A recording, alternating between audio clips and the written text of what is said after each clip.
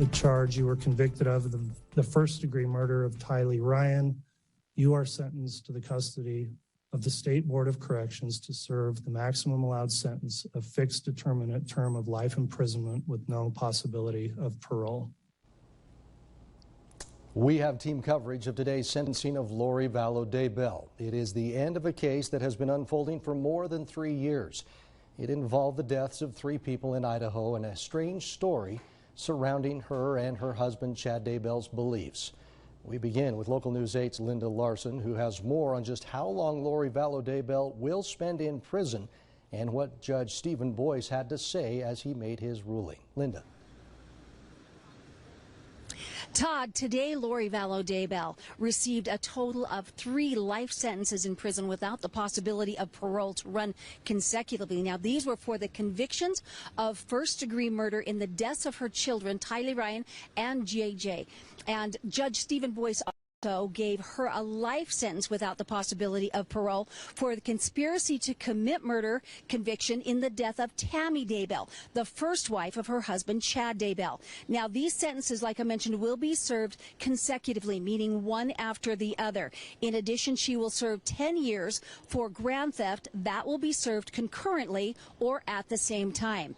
In the sentencing, Judge Boyce said he considered the mental health issues outlined in the pre-sentence investigation, but he also brought up the fact that Lori refused to take some of those tests. He was compelled to issue the maximum sentence because of the horrible nature of the crimes and because of her complete lack of any remorse. You may not believe to this day that you've done anything wrong, and you still may think you're justified by your religious beliefs for what happened here. I'm not here to judge that, but I don't believe that any God in any religion would want to have this happen, what happened here.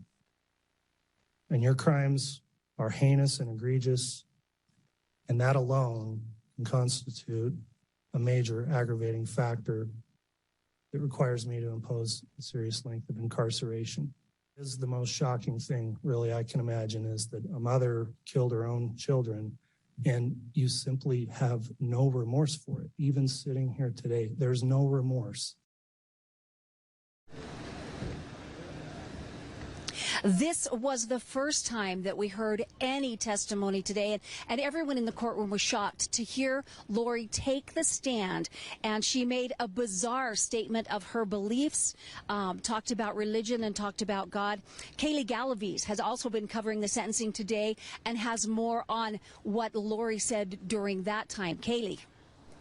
That's right, Linda. The overflow area of the courthouse where I was in today was in shock and could not contain their gasps from what she was saying. She talked about her near-death experience and how the children are able to communicate with her after their death. One of the times that Tylee came to me as a spirit after she died, she commanded me, and she said to me, "Stop worrying, Mom. We are fine." She knows how I worry and how I miss her. The first time JJ visited me after he passed away, he put his arm around me and he said to me, "You didn't do anything wrong, Mom. I love you, and I know you loved me every minute of my life." And as the max sentence was being read, it was clear Judge Stephen Boyce wasn't buying any of what she said. Afterwards, we heard from Kay and Larry Woodcock, JJ's grandparents, who were in the courtroom today. I'm happy Judge Boyce could see through her BS, that she and her angels and all that, and her near-death experience when she had Tylee. Never heard that story before. Yeah, that's another but make-up I don't know story. if it didn't happen. Just saying, I never heard it before. Yeah. But yeah, it's all. Now, Larry Woodcock had much more strong-worded opinions about Lori's statement that we cannot share, but emotions were running high. The family is just relieved Lori received the max sentence.